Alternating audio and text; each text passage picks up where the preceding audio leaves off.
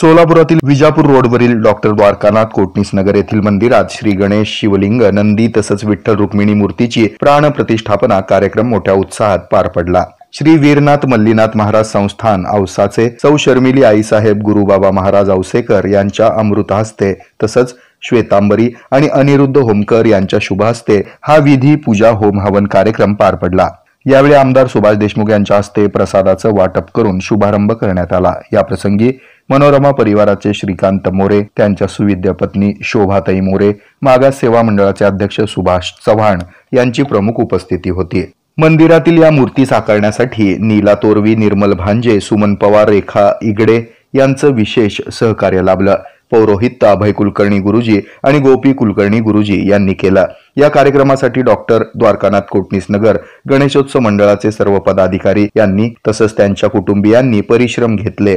सूत्रसंचालन पूजा चव्हाण आणि प्रतिमा जाधव यांनी केलं। यावेळी विवेक चव्हाण परिवारानं आयोजित केलेल्या महाप्रसादाचा 700हून अधिक नागरिकांनी लाभ घेतला। श्री गणेशाची पूजा असेल, पण या पूजेच्या निमित्तानं आपल्या सर्वांचं दर्शन घडवलं जाधवताईंनी आणि त्यांच्या सर्व टीमने। त्याबद्दल मी मनापासून तुमचा आभार मानतो।